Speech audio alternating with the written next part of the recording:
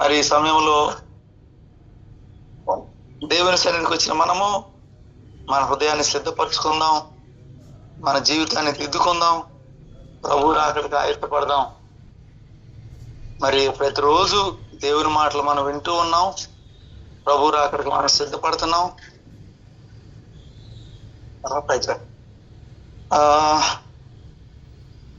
అనుదినము ఆయన గడప యొద్ద కనిపెట్టుకొని, ఆయన ద్వారబంధముల యొద్ద కాచుకొని, ఆయన ఉపదేశం వినేవారు ధన్యులు అని రాయబడి ఉంది. కాబట్టి దేవుడు హృదయం అనేది తలుపు నొద్ద నిలుచుండి తట్టుచూ ఉన్నాడు. ఎవడైనా స్వరం విని తలుపు తీసిన వాళ్ళ నేను వచ్చి అతనితో నాతో కూడా అతడు కలిసి భోజనం చేస్తామని చెప్పారు. తలుపు తీయటం అంటే యేసు ప్రభు తలుపు పోసుకొని రాలేడా అంటే రాగలడు, కానీ మన ఇష్టానుసారంగా తలుపు తీస్తేనే ఆయన లోపలికి వస్తారు. కాబట్టి మన జీవితంలో ప్రభువుకు తోటిచ్చేవారిగా, రమ్మని ఆహ్వానించేవారిగా మనం సిద్ధపడవలసి ఉన్నాం. కాబట్టి దయచేసి గమనించండి, మరి ఈ సమయంలో మనందరం కూడా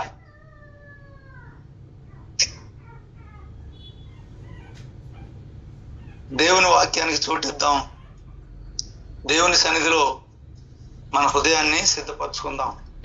చిన్న ప్రార్థన చేసుకుందాం. మహోన్నతుడా, సర్వశక్తుడా, నేను కేవలం అయోగ్యుడు, నా పాత్రను ఒట్టివాడను. నన్ను మరుగుపరిచి నీ చేయి సాచి నా నోరు ముట్టి నా నోటి మీద మాట పెట్టి నా హృదయ ధ్యానం నా నోటి మాటలని దృష్టికి అంగీకారం ఉన్నట్లు దయచేయండి. ఈ ధర్మశాస్త్రంలో ఆశ్చర్యమైన సంగతులు చూసినట్లు మా కళ్ళు తెరవచేయండి. ఈ సమయం దీవెనకరంగా చేయండి అని యేసుక్రీస్తు పుణ్యనామమున వేడుకొంచున్నాం తండ్రి, ఆమేన్. ప్రభునందు పేరా ఈ చదువుబడిన భాగాన్ని మనం చూసినట్లయితే లైట్ ఉంటే చూడండి, దేవుని వాక్యంలో దానియేలు గ్రంథము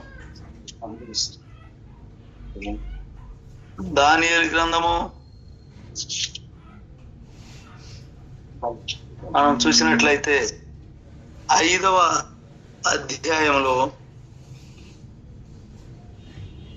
5వ వచనం చూసినట్లయితే, ఆ గడియలోనే మానవ హస్త వ్రేళ్లు కనబడి దీపము దగ్గర రాజు యొక్క నగరు గోడ పూత మీద ఏదో ఒక వ్రాత వ్రాయిస్తున్నట్టుండెను.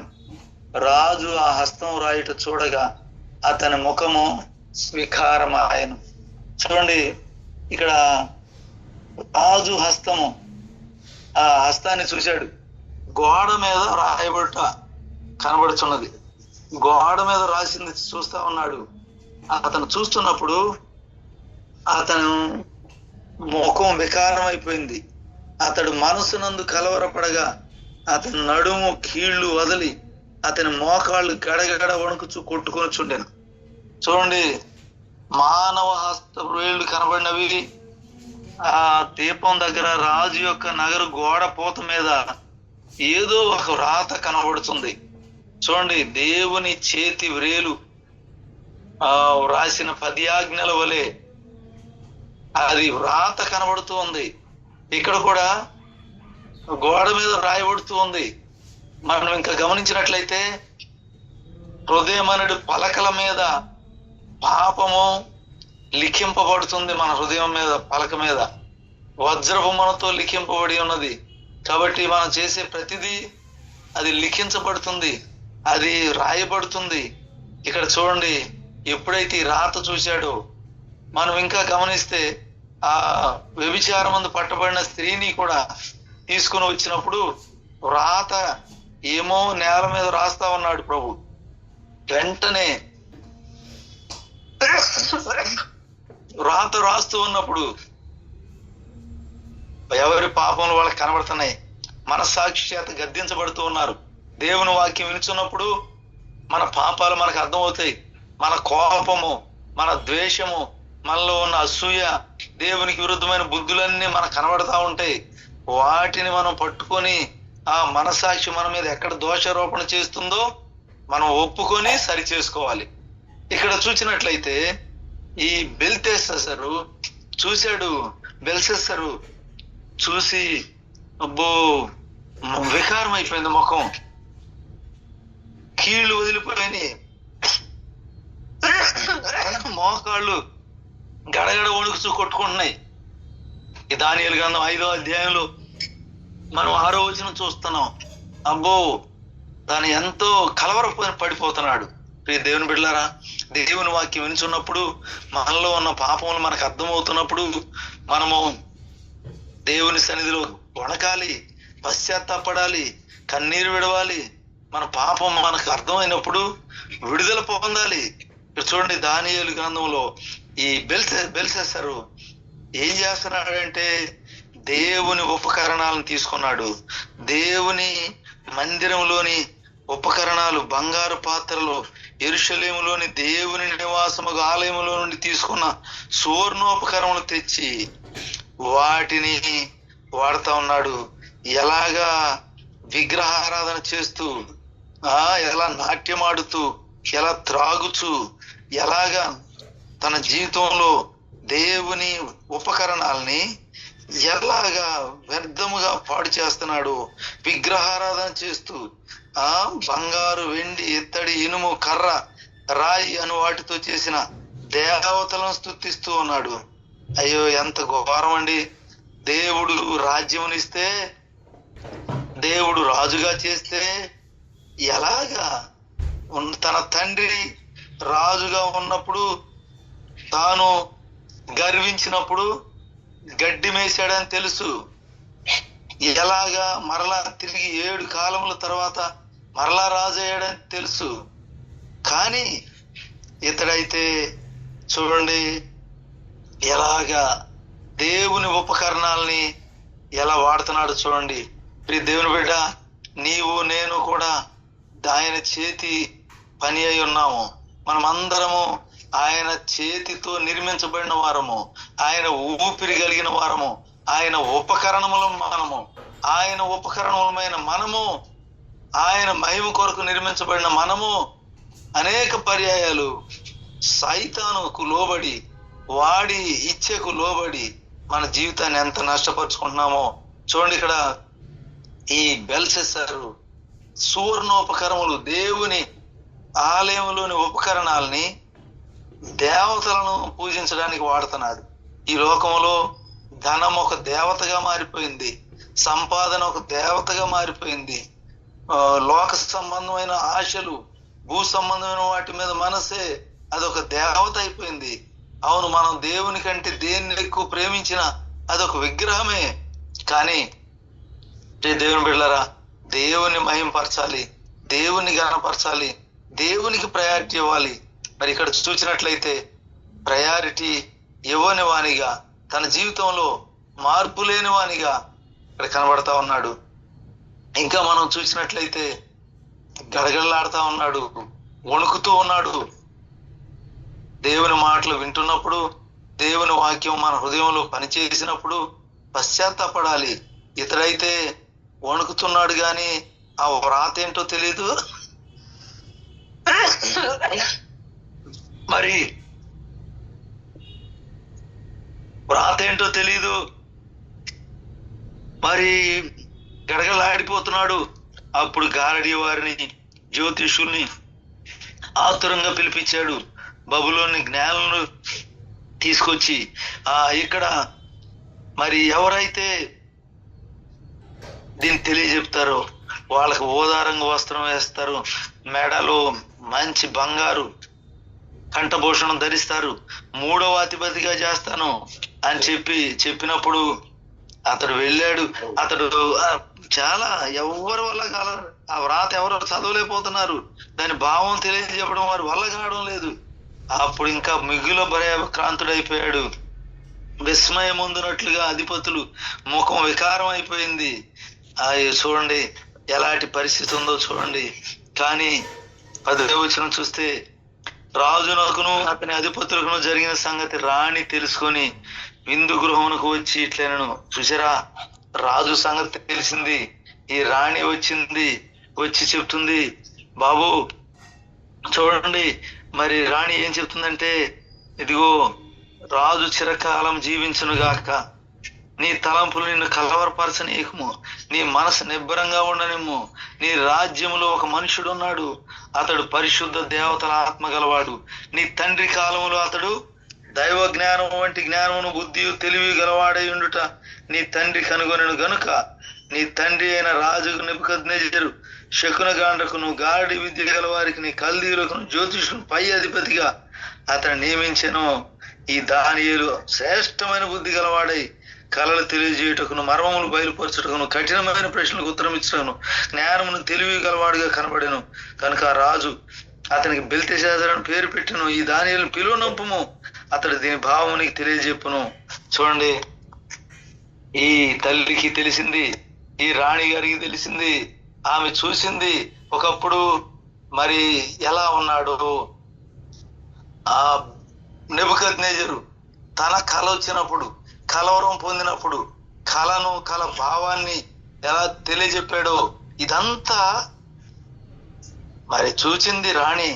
చెప్తుంది, ఇదిగో నీ తండ్రి కాలంలో ఇలా జరిగింది కదా, ఇలాగ చెప్పాడు కదా, అతడు పరిశుద్ధ దేవతల ఆత్మ గలవాడు, ఏ కళనైనా చెప్పగలడు, అతి శ్రేష్టమైన బుద్ధి గలవాడు.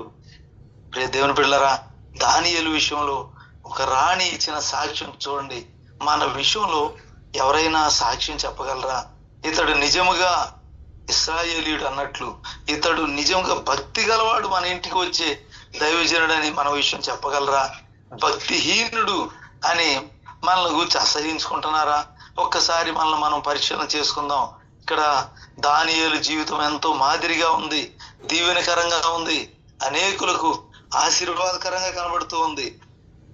అయితే ఈ దానియేలు చెప్తూ ఉన్నాడు, ఇదిగో ఆ రాత పరిస్థితి ఏంటి అని అడుగుతుంటే, ఓ దానియేలు, నా తండ్రి దగ్గర యూదుల చెరలో నుండి వచ్చిన రాజు నువ్వే కదా.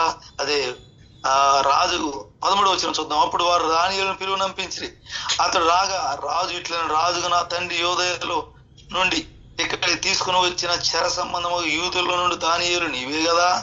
దేవతలాత్మ వివేకమును బుద్ధి విశేష జ్ఞానమును నీ యందున్నవని నిన్ను గూర్చి వింటిని. ఈ వ్రాత చదివి దాని భావం తెలియజెప్పవని జ్ఞానులను గారడి విద్య గలవారిని పిలిపించిదని గాని వారు ఈ సంగతి యొక్క భావం తెలుపలేకపోయిరి. అంతర్భావములను బయలుపరచుటకును కఠినమైన ప్రశ్నలకు ఉత్తరం ఇచ్చుటకును నీవు సమర్థుడవని నిన్ను గూర్చి విని ఉన్నాను. కనుక ఈ వ్రాతను చదువుటకును దాని భావమును తెలియజెప్పుటకును నీకు శక్యమైన ఎడల నీవు ఓదారంగు వస్త్రం కట్టుకొని మెడను సువర్ణ కంఠభూషణము ధరించుకొని రాజ్యంలో 3వ అధిపతిగా ఏలుదువు. అందుకు దానియేలు ఇట్లను, నీ దానములు నీ వద్ద ఉంచుకును, నీ బహుమానాలు మరెవరికైనా ఇమ్ము. అయితే నేను ఈ వ్రాతను చదివి దాని భావం రాజునకు తెలియజెప్పేదను. చూడండి, దానియేలు ఇవ్వండి, నాకు గిఫ్ట్ ఇవ్వండి అనడం లేదు. నీ దానాలు నీ దగ్గర ఉంచుకో, కానీ నేను చెప్తాను, ఈ వ్రాతను తెలియజేస్తాను అని చెప్పి మాట్లాడుతున్నాడు. ప్రియ దేవుని బిడ్డలారా, ఎలాంటి వివరణ ఇచ్చాడో, ఎలాంటి చక్కగా తన తండ్రి హయాంలో జరిగిన విషయాలు చెప్తున్నాడు. ఇదిగో నీ తండ్రి మరి గర్వించాడు. అయితే అంతకుముందు అయితే దేవునికి లోబడినప్పుడు అందరూ అతనికి లోబడ్డారు. దేవునికి లోబడినప్పుడు చూడండి, 19వ వచనం చదువుతున్నాను. దేవుడు అతనికి ఇట్టి మహద్దశ ఇచ్చినందున తాను ఎవరిని చంపగోరిన వారిని చంపాను, ఎవరిని రక్షింపగోరిన వారిని రక్షించాను, ఎవరిని హెచ్చింపగోరిన వారిని హెచ్చించాను, ఎవరిని పడవేయగోరినో వారిని పడవేశాను. కాబట్టి సకల రాష్ట్రములను జనులను ఆయా భాషలు మాట్లాడువారును అతనికి భయపడుచు అతని ఎదుట వణకుచూ నుండిరి. దేవుని బిడ్డలారా, చూడండి, అందరూ నెబుకద్నెజరుకు భయపడుతున్నారు, వణుకుతున్నారు, లోబడుతున్నారు. అయితే అతడు తన మనసును అతిశయించి బలత్కారం చేయుటకు అతని హృదయం కఠినం చేసుకొనగా దేవుడు అతని ప్రభుత్వం అతని యొద్ద నుండి తీసివేసి అతని ఘనతను పోగొట్టెను. అప్పుడు అతడు మానవుల యొద్ద నుండి తరుముబడి పశువుల వంటి మనసు గలవాడాయను. మహోన్నతులకు దేవుడు మానవ రాజ్యంలో ఏలుచు ఎవరిని స్థాపింపగోరిన వారిని స్థాపించనని అతడు తెలుసుకున్న వరకు అతడు అడవి గాడుల మధ్య నివసించు పశువుల గడ్డి మేయచ్చు ఆకాశమంచు తడిసిన శరీరము గలవాడాయను. దేవుని బిడ్డలారా, గర్వము ఎంత నష్టపరుస్తుందో చూడండి. గర్వముతో లూసిఫర్ దేవుని సన్నిధిలో ఉండేవాడు నరకంలో మూలకు త్రోయబడ్డాడు. ఎలాగ త్రోయబడ్డాడో చూడండి. గర్వము ఎలా పడిపోయేలా చేస్తుందో, నాశనం చేస్తుందో చూడండి. గర్వం వద్దు ప్రియరా. ఎందుకండి గర్వము? ఈ మధ్య నేను దైవజనుల దగ్గరికి వెళ్ళాను. అయ్యా, నాలో గర్వం కనబడింది అని ఒప్పుకున్నాను, పశ్చాత్తాపడ్డాను. ప్రియ దేవుని బిడ్డలారా, దేవుని సన్నిధిలోనికి వెళ్ళి మన హృదయంలో వచ్చే తలంపు, మన గర్వము, ఎందుకు గర్వము? దేన్ని బట్టి అతిశయము? ఏమీ లేదు కదా. లేకుండా గర్వం. కొంతమందికి అందంగా ఉంటే గర్వం, కొంతమంది పొడుగ్గా ఉంటే గర్వం, కొంతమందికి బాగా డబ్బు ఉంటే గర్వం, ఇల్లు ఉంటే గర్వం, కారు ఉంటే గర్వం, ఉద్యోగం ఉంటే గర్వం, అబ్బో రకరకాల గర్వం. కానీ కుల గర్వం, మత గర్వం, రకరకాల గర్వాలు ఉన్నాయి. కానీ మరి ధన గర్వం ఉంది. కానీ ఇక్కడ చూస్తే ఏమీ లేదు గర్వం. ఎందుకండి? ఇది ఎంత భయంకరమో. కాబట్టి అతిశయం ఎందుకు? చూడండి, ఈ నెబుకద్నెజరును దేవుడు హెచ్చిస్తే గర్వించి ఎంత హీనమైన స్థితికి వెళ్ళిపోయాడు. గడ్డి మేస్తున్నాడు. ఈ దినాల్లో ఎంతో మంది గర్వించి గడ్డి మేస్తున్నారు, పనికిరానివి తింటున్నారు, పనికిరానివి త్రాగుతున్నారు, పనికిరాని వాటికి లోబడిపోతున్నారు. ప్రియ దేవుని బిడ్డ, దేవుని ఉపకరణమై ఉన్న మనము, ఆయన కొరకు వాడపడవలసిన మనము ఎలాగూ నష్టపోతున్నామో అర్థం చేసుకుందాం, గ్రహిద్దాం, మన హృదయాన్ని దిద్దుకుందాం. ఇక్కడ చూడండి, మరి ఇలాగా అడవి గాడిదల మధ్య తిరిగాడు. అయితే 22వ వచనం చూడండి. బెల్షస్సరు, అతని కుమారుడు నీవు ఈ సంగతి అంతా ఎరిగి ఉండి నీ మనస్సును అణుచుకొనక. విసరా, అణుచుకోలేదు. మనస్సును అణుచుకోవాలి. చాలా సార్లు మనస్సును అణుచుకొనని వాడు ప్రాకారం లేక పాడైపోయిన పురమెంతో తన మనస్సును అణుచుకొని వాడు అంతే. కాబట్టి చూచిందల్లా ఆశించడము, చేయరానివి చేయడము, పనికిరాని వాటికి లోబడిపోవడం, ఇదంతా ఈ దినాల్లో ఎంతమంది సెల్ ఫోన్, ఎంతమంది పనికిరాని చూస్తున్నారు, ఎంతమంది ఈల్డ్ అయిపోయారు, బానిసలు అయిపోయారు. ప్రియ దేవుని బిడ్డలారా, బయటకు వద్దాం, దేవుని వాక్యాన్ని చదువుతాం, దేవునితో సహవాసం చేద్దాం. చూడండి, ఇక్కడ బెల్షస్సరు, నీవు ఈ సంగతి అంతా తెలుసు కదా, నీ మనసు అణుచుకోలేదు. అంతేకాదు, పరలోకమందున్న ప్రభువు మీద నీవే హెచ్చించుకున్నావు. ఎట్లనగా నీవును, నీ అధిపతులు, నీ రాణులు, నీ ఉపపత్నులు దేవుని ఆలయ సంబంధ ఉపకరణంలో ఆ ద్రాక్ష రసం పోసి త్రాగవల్లని వాటిని తెచ్చి ఉంచుకొని వాటితో త్రాగుచు చూడనైనను విననైనను గ్రహింపనైన చేతగాని వెండి బంగారు ఇత్తడి ఇనుము కర్ర రాయి అని వాటితో చేయబడిన దేవతలను స్తుతించితిరి గాని నీ ప్రాణమును నీ సకల మార్గమును ఏ దేవుని వశమున ఉన్నవో ఆయనను నీవు కనపరచలేదు. దేవుని బిడ్డలారా, నిజముగా మన ప్రాణము, మన సకల మార్గములు దేవుని వశంలో ఉన్నవి. ఆయనకు మనం భయపడొద్దా? ఆయన చెప్పినట్లు చేయొద్దా? మారు మనసు పొందొద్దా? పరిశుద్ధంగా బ్రతకొద్దా? దయచేసి మనమందరం కూడా దేవునికి లోబడదాం. దేవుని సన్నిధిలో మన ప్రాణము, మన సకల మార్గములు దేవుని వశములో ఉండగా ఆయనకు లోబడదాం, పశ్చాత్తాపడదాం, దేవునికి అప్పగించుకుందాం. గర్వించవద్దు. ఇక్కడ చూడండి, ఆ రాతను చెప్తూ ఉన్నాడు. ఇదిగో మెనే టెకేల్ ఉఫార్సి. ఈ వాక్య భావం ఏంటంటే, మెనే అనగా దేవుడిని ప్రభుత్వ విషయం లెక్క చూచి దాన్ని ముగించేశాడు, అయిపోయింది. టెకేల్ అనగా ఆయన నిన్ను త్రాసులు తోచగా నువ్వు తక్కువగా కనబడుతుంది. ఫెరేస్ అనగా నీ రాజ్యం నీ వద్ద నుండి విభాగింపబడి మహాదేవులకు పారసీకులకు ఇయ్యబడును. చూడండి, దాని బెల్షస్సరు ఆజ్ఞేయగా వారు దానియేలుకు ఓదారంగా వస్త్రం తొడిగించారు, మెడను బంగారపు హారం వేశారు. ప్రభుత్వం చేయటంలో అతడు 3వ అధికారి అని చాటించారు. చూడండి ప్రియ దేవుని బిడ్డలారా, కానీ చివరికి ఆ రాత్రి అందే కల్దీయుల రాజుకు బెల్షస్సరు హతుడైపోయాడు. ప్రియ దేవుని బిడ్డలారా, మనం ఎప్పుడు చనిపోతామో తెలీదు. బ్రతికుండగానే లోబడదాం, బ్రతికుండగానే మన దోషంలో ఒప్పుకుందాం, పశ్చాత్తాపడదాం, క్షమాపణ వేడుకుందాం. మరి నెబుకద్నెజరు అయితే 7 కాలంలో శిక్షించబడ్డాడు. కానీ చివరికి తిరిగి మరలా తన మానవ బుద్ధి వచ్చింది, తిరిగి మరలా తన స్థానం తనకిచ్చాడు. దేవుని బిడ్డ, ఒకవేళ గర్వించి గడ్డి మేసే స్థితిలో ఉన్నామా? గర్వించి పరిస్థితులన్నీ తారుమారు చేసుకున్నామా? గర్వించి నాశనం అయిపోయామా? పశ్చాత్తాపడదాం, ప్రార్థన చేద్దాం, హృదయాన్ని సరిచేసుకుందాం, లేవనెత్తబడదాం. మరి గర్వించిన లూసిఫర్కు తిరిగి మారు మనసు లేదు, గర్వించిన సాతానుకు మార్పు లేదు. ఈ మధ్య దైవజనులు చెప్పారు, సాతాను మారు మనసు పొందుతాడా? అయ్యో చూడండి. అయితే నెబుకద్నెజరుకి అవకాశం ఉంది, మనకు అవకాశం ఉంది. కాబట్టి ఎక్కడైనా గర్వం వచ్చిందా, అతిశయం వచ్చిందా, హెచ్చించుకునే స్వభావం వచ్చిందా? యోహాన్ అంటాడు, ఆయన హెచ్చవలసి ఉన్నది, నేను తగ్గవలసి ఉన్నది. దేవుని బిడ్డలారా, దేవుణ్ణి హెచ్చిద్దాం, దేవుని నామాన్ని మహింపరుద్దాం, దేవుణ్ణి ఘనపరుద్దాం. మొదటి ప్రాధాన్యత దేవునికి ఇద్దాం. ఆయన హెచ్చవలసి ఉన్నది, నేను తగ్గవలసి ఉన్నది. అలాగే దేవుని సన్నిధిలో గడిపి మన హృదయాన్ని సిద్ధపరచుకుందాం. ఒక్కసారి ఈ ఉదయకాలము దేవుని సన్నిధిలో, ప్రభువా నీ ఉపకరణమైన నేను ఏం చేస్తున్నాను? నీ కోసం వాడబడవలసిన నేను సాతాను క్రియలు చేస్తున్నానా? అపవాదికి చోటిస్తున్నానా? ఇదిగో తలుపు నొద్ద నిలుచుండి తట్టుతున్నారు, కానీ కొంతమంది తమ మనసులో చోటు ఇవ్వడం లేదు. అందుకని చెయ్యరాని కార్యాలు చేయడానికి భ్రష్ట మనసుకు అప్పగించబడుతున్నారు.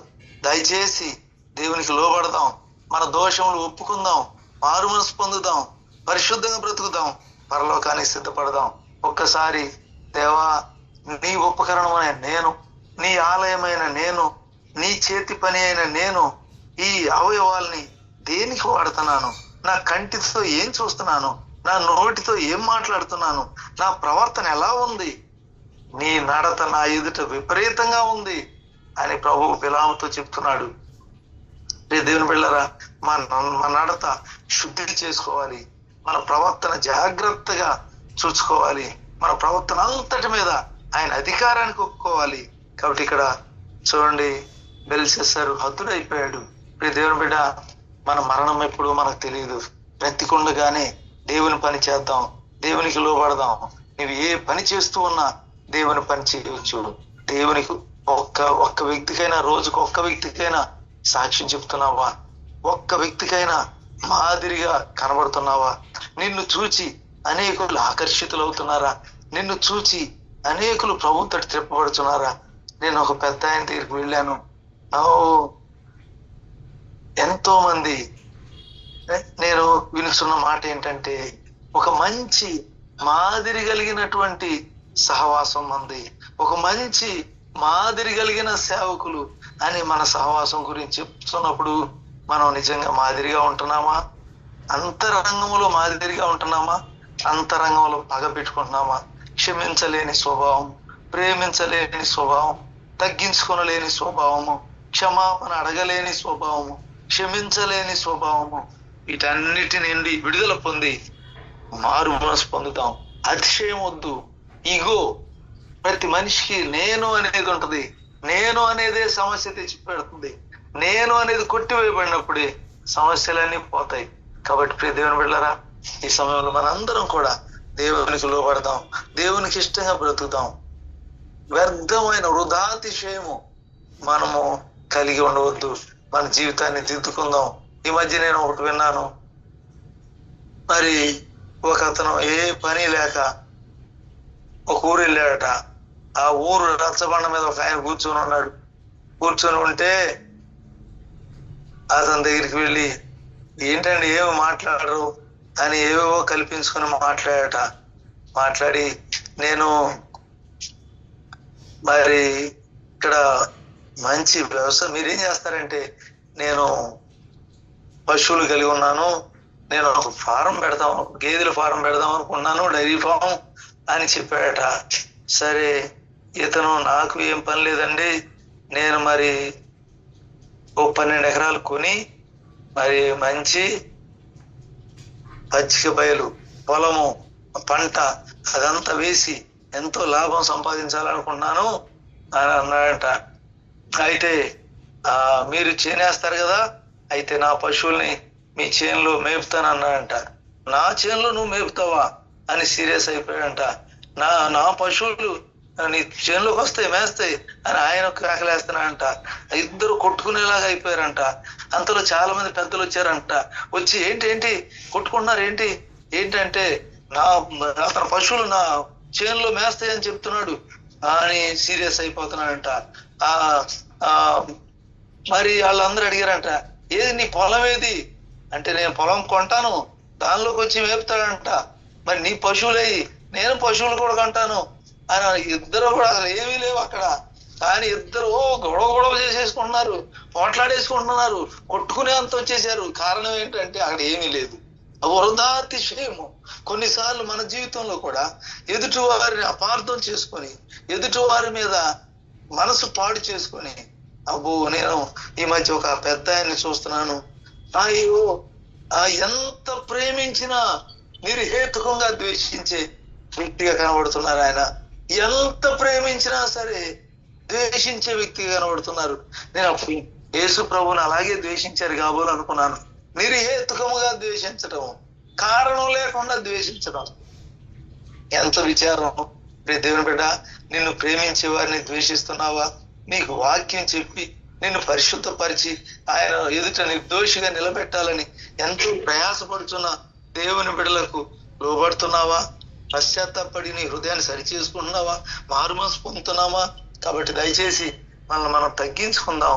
ప్రభు మనకు మన విషయం గోడ మీద రాయక ముందే, మన పాపములు మరి రాయక ముందే, మన జీవితంలో మనము పశ్చాత్తాపడి ముందే సరి చేసుకొని జీవితాన్ని దిద్దుకుందాం. చూడండి, నెబుకద్నెజరుకు రాయబడింది, తన జీవితం ముగించబడిపోయింది.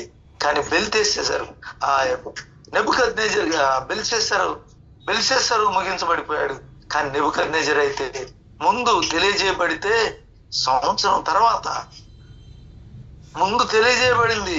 ఒకవేళ గర్వం వస్తేమో దాన్ని వదిలేసేయమని ముందే దానియేలు చెప్పాడు, ముందే దేవుడు చెప్పాడు. కానీ లోబడలేదు, గడ్డి మేశాడు. దేవుని బిడ్డ, నీకు ముందుగానే దేవుని వాక్యము చెప్పబడుతూ ఉంది, దేవుని వాక్యము నీతో మాట్లాడుతూ ఉంది. అయినను వినకుండా గర్వించి నష్టపోయే కంటే లోబడి పశ్చాత్తాపడి హృదయాన్ని దిద్దుకుందాం.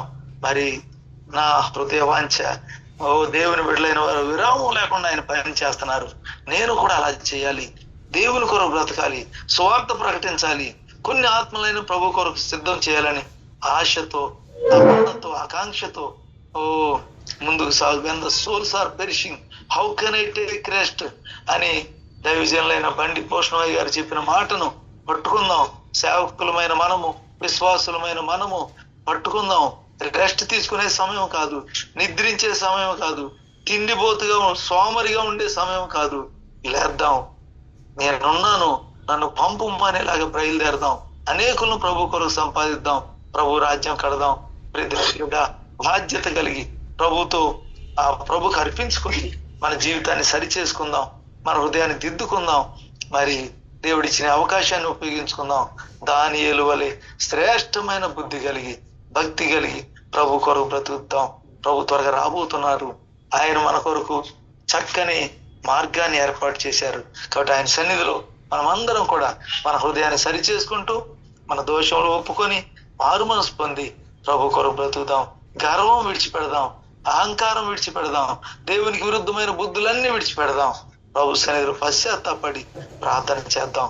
మన కుటుంబాలను కట్టుకుందాం, మన బిడలైన వారిని ప్రభు కొరకు సిద్ధపరుద్దాం. మన కుటుంబాలు ప్రతి ఒక్కరిని మొదట ఆ కుటుంబాన్ని పట్టుకుందాం, కుటుంబాన్ని తీర్చిదిద్దుకుందాం, సంఘాన్ని తీర్చిదిద్దుకుందాం, సమాజాన్ని తీర్చిదిద్దుకుందాం. ప్రభు అక్కడికి ఆయుధపడదాం. దేవుని సన్నిధిలో ప్రార్థన చేద్దాం. దేవా, నా కుటుంబం విషయంలో నేను నిర్లక్ష్యంగా ఉన్నాను నాయన, నా బంధువుల విషయంలో నిర్లక్ష్యంగా ఉన్నాను, నా స్నేహితుల విషయంలో నిర్లక్ష్యంగా ఉన్నాను. అవును, కయ్యను నీ తమ్ముడైన హేబెలు ఎక్కడా అని అడిగినప్పుడు, నేను ఎరగను, నా తమ్ముడికి నేను కావలివాడినా అన్నాడు. అయ్యో దేవుని బిడ్డలారా, మనము కావలి వారమై, మన బంధువుల విషయం, మన కుటుంబం విషయంలో మనం కావలి వారమై ఉన్నాం. కాబట్టి వారి కొరకు ప్రార్థించవలసి ఉన్నాం. కాబట్టి మనందరం కూడా అనేకులను ప్రభు కొరకు గెలుద్దాం. రోజు ఇతరులను ప్రభు సన్నిధికి సమకూర్చడానికి, సువార్త ప్రకటించడానికి తెల్లవారుజామునే దేవుని సన్నిధికి వెళ్ళి దేవునితో, దేవుని బిడ్డలతో కలిసి సమకూర్చడానికి నేర్చుకుందాం. మరి ఒకప్పుడు 4 గంటలకే మేము లేచేవారం. ట్రైనింగ్ లో ఉన్న టైంలో 4కు లేచి 5 వరకు ప్రార్థించుకునేవారం. 5 నుండి చుట్టుపక్కల ఉన్న వారందరినీ యవనస్తులుగా వెళ్ళి పిలుచుకొచ్చేవారం. 5 నుండి 6 వరకు ఆరాధన జరిగేది. ప్రియ దేవుని బిడ్డలారా, ఈ దినాలు అలా జరగాలని ఎంతో ఆశపడుతున్నాను. కాబట్టి ప్రతి ఒక్కరము భూషణమయ్య గారి అనుభవం 4 గంటలకే లేవాలి. అలాగే మనం లేవడానికి ట్రై చేద్దాం, ప్రార్థనలు గడుపుదాం. అనేకులు 5 గంటలకు జాయిన్ అవుదాం. ఇప్పుడే నేను ఒక తల్లిని చూస్తే, అమ్మ ఎక్కడికి వెళ్ళి వస్తున్నావు ఏంటంటే, మేము రోజు 6 నుండి ప్రార్థనలో గడుపుతాం. ఒక 25 మందిగా కూడుకుంటాం పాస్టర్ గారితో. ఒక్కొక్కరు ప్రార్థన చేస్తాం, టైం ఉన్నంత వరకు ఉంటాం, పని ఉన్నవారు ప్రార్థన చేసి వెళ్ళిపోతాం అని చెప్పారు. ఎంత బాగుందో. కాబట్టి అలాగ మనం నేర్చుకుందాం.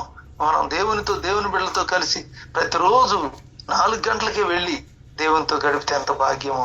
నిద్రకి ఎక్కువ సమయం ఇస్తున్నాం, తిండి కోసం, శరీర సుఖం కోసం ప్రయాసపడుతున్నాం, కానీ ఆత్మలో ఎదగడం కోసం ఎంత సమయం ఇస్తున్నాం. కాబట్టి లేద్దాం, లెమ్మని ప్రభు చెప్తున్నారు. క్రీస్తు నీ మీద ప్రకాశిస్తాడు, లెమ్ము, తేజరిల్లము, వెలుగు నీ మీద ప్రకాశిస్తుందని దేవుని వాక్యం తెలియజేస్తుంది. కాబట్టి దేవుని బిడ్డలారా, ఆసక్తిని పెంచుకుందాం. అందరం కలిసి ఏక మనసుతో దేవుని బిడ్డలతో కలిసి సమకూరుద్దాం. చెదరగొట్టే వారిగా ఉండవద్దు. మన ప్రవర్తన ఇతరులను దూరపరిచేదిగా ఉండకుండా మన ప్రేమ, మన వినయము, మన విధేయత, మన తగ్గింపు, మన దీన మనస్సు, సాత్వికము అనేకులను ఆకర్షించేదిగా, అనేకులను స్వతంత్రించుకునేలాగా మన భక్తిని కాపాడుకుంటూ ప్రభు రాజ్యాన్ని కడదాం. దేవుని బిడ్డలారా, దేవుని వాక్యం వినుచు మన జీవితాన్ని దిద్దుకుంటూ ప్రభు అక్కడికి ఆయత్తపడదాం. ప్రభు సన్నిధిలో ఉన్నటువంటి మేలును మనం అనుభవిద్దాం. ఒక్కసారి యేసయ్య శిలువ వైపు చూస్తూ ప్రభు అందరినీ రక్షించడం కొరకు ఆయన ప్రాణ త్యాగం చేశారు కదా, రక్తమంతా కాచారు కదా. ఎంత గొప్ప త్యాగం చేసినటువంటి ఆయనకు మనం లోబడదాం, మన హృదయాన్ని సరిచేసుకుందాం. మరి నా జీవితంలో ఎక్కడెక్కడ దేవునికి విరుద్ధమైన బుద్ధులు ఉన్నాయో వాటిని చెరపట్టడానికి ప్రభు కృప చూపుతున్నాడు. ప్రార్థన చేసుకుందాం, హృదయాన్ని సరిచేసుకుందాం, ప్రభు రాకడకు సిద్ధపడదాం. మరి ఇన్ని సంవత్సరాల్లో దేవుని కృపను బట్టి దేవుని బిడ్డలతో కలిసి సమకూర్చడానికి కృప చూపారు. ప్రతి ఒక్కరూ కూడా సిద్ధపడదాం, ఐక్యపరచబడదాం, ఘనమైన రాజ్యం కట్టి అనేక ఆత్మలను ప్రభు కొరకు సంపాదిద్దాం. దేవుని బిడ్డ, మరి దేవుని సన్నిధిలో గర్వము వద్దు. మనస్సులో గర్వము ఎలాగా సింహాసనం త్రోసివేయబడేలా చేసింది. మనస్సులో గర్వము రాజ్య సింహాసనం, అది పరలోక సింహాసనంలో, పరలోకంలో ఉన్నటువంటి లూసిఫర్ త్రోసివేయబడ్డాడు, ఆధిక్యత పోయింది. ఇక్కడ గర్వంతో నెబుకద్నెజరు సింహాసనాన్ని పోగొట్టుకుని గడ్డి మేశాడు. మనస్సులో హీనపరిచినటువంటి మీకాలు తన జీవితంలో పిల్లలు లేకుండా పోయింది. కాబట్టి దయచేసి మనస్సులో ఉన్న పాపాన్ని చెరపడదాం. మనస్సులో హీనపరుస్తున్నామా? దేవుని కార్యాలని మనస్సులో చులకనగా ఎంచుతున్నామా? దేవుని కార్యాలని ఘనంగా ఎంచవలసిన మనము హీనంగా ఎంచుతున్నామా? మనం క్రమంగా దేవుని సన్నిధికి రావట్లేదంటే అది హీనంగా ఎంచుతున్నాం. ఉపవాసం ఉండి ప్రార్థించట్లేదంటే హీనంగా ఎంచుతున్నాం. మరి ప్రభువుకు సమయం ఇవ్వట్లేదంటే, ప్రభువుకు మన బలాన్ని, ధనాన్ని దేవునికి ఇవ్వటం లేదంటే దేవుని కార్యాలని హీనంగా ఎంచుతున్నాం. కాబట్టి మనస్సులో హీనపరచొద్దు, ఘనంగా ఎంచు. నన్ను ఘనపరచు వారిని నేను ఘనపరుస్తాను, నన్ను హెచ్చిస్తే నేను నిన్ను హెచ్చిస్తాను, నాకు చోటిస్తే నీకు చోటిస్తాను, నా తట్టు తిరిగితే నీ తట్టు తిరుగుతాను, దేవుని వద్దకు రండినప్పుడు ఆయన మీ వద్దకు వచ్చును అని వాక్యం సెలవిస్తుండగా అప్పగించుకుందాం, ప్రభు వైపు చూద్దాం. ప్రభువా, నా మనస్సులో కూడా, నా తలంపులో, నా చూపులో నా పాపాన్ని పట్టుకొని చెరపట్టి నీకు లోపరిచి నీ కొరకు బ్రతికే కృప దయచేయండి ప్రభువా, నన్ను క్షమించండి ప్రభువా అని యేసయ్య పాదాలు పట్టుకుందాం, హృదయాన్ని దిద్దుకుందాం, ప్రభు రాకడకి ఆయత్తపడదాం. చిన్న ప్రార్థన చేసుకుందాం. మహోన్నతుడా, సర్వశక్తుడా, నీకు వందనాలు నాయన. ఈ ఉదయకాలము అయోగ్యుడైన నన్ను ప్రేమించి నాకు ఇచ్చిన కృపకే వందనాలు నాయన. అయ్యా, ఎందుకు నాయన గర్వము? ఏముంది ప్రభువా? అంత సున్నా నాయన, వెర్రివాడిని ప్రభువా, తెలివి తక్కువని నాయన, ఆయన సోదుడిని నాయన, నా జీవితంలో ఏ మేలు లేని వాడిని ప్రభువా. కానీ నాయన నీ కృపను బట్టి, నీ ప్రేమను బట్టి ప్రభువా, దేవా, మీరు ఇచ్చిన ఈ కృపకై వందనాలు నాయన. దేవా కృతజ్ఞత కలిగి ఎక్కడ గర్వం లేకుండా దీనత్వంతో సాత్వికంతో ప్రభా నీ కొరకు బ్రతికే కృప దయచేయండి. దేవా చూస్తున్న దేవుడవు, కథ మొత్తం మార్చే దేవుడవు తండ్రి. మీకు అసాధ్యమైనది ఏది లేదు ప్రభు.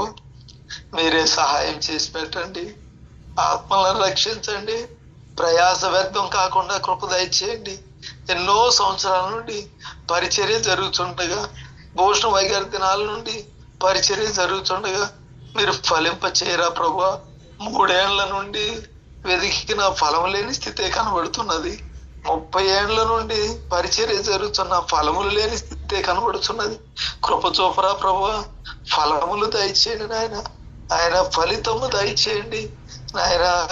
కథనాల్లో నీ బిడ్డల ద్వారా మాట్లాడారు, మాకు ఫలము దయచేయండి ప్రభు. నీ వాక్యానుసారంగా బ్రతికే కృప దయచేయండి. లోబడే మనసు మనుషులకు దయచేయండి. మనసాక్షి గద్దిస్తున్నప్పుడు అయ్యో నేను వెళ్ళాలి కదా, మారుమనసు పొందాలి కదా, ప్రభు కొరకు బ్రతకాలి కదా, వాక్యం చదవాలి కదా, ప్రార్థన చేయాలి కదా, సాక్ష్యం చెప్పాలి కదా అని మనసాక్షి నాయన గద్దిస్తున్న త్రోసివేసే ఆ చీకటిని తొలగించండి. నీకు లోబడే మనసు దయచేయండి ప్రభా. ఈ ఉదయ కాలం మీరు దర్శించండి, ప్రతి ఒక్కరిని మార్చండి ప్రభా. నీ పని చేసే భాగ్యం దయచేయండి. నీ రాజ్య భారము దయచేయండి, ఆత్మల భారము దయచేయండి ప్రభా. దేవ ఎంతకాలం మేము ఈ లోకంలో ఉంటామో తెలియదు ప్రభు. బ్రతికిన ఈ కొద్ది కాలము ప్రభా విశేషంగా నీ కొరకు ఉపయోగపడే కృప దయచేయండి. అనేక ఆత్మలకు ఆదర్శంగా ఆశీర్వాదంగా ఉండే కృప దయచేయండి. ప్రార్థనా జీవితము దయచేయండి, వాక్య ధ్యానము దయచేయండి. నీ సన్నిధిలో ఎక్కువ గడిపి నీకు ఇష్టంగా బ్రతికి మేలు పొందే కృప దయచేయండి. దేవ ఉదయ కాలం మాకు ఆశీర్వాదకరంగా చేయండి. ప్రతి ఒక్కరిని మీ చిత్తమునకు మలచండి. మీ కొరకు బ్రతుట కృప దయచేయండి. మీ వాక్కు ముద్ర వేసి ఫలింప చేయండి అని దేవా మీ దేవులకు పాత్రలుగా చేయండి. మీరు అక్కడ మమ్మల్ని ఆయత్తపరచండి.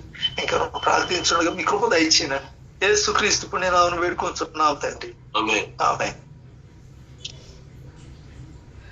Recording stopped. దయచేసి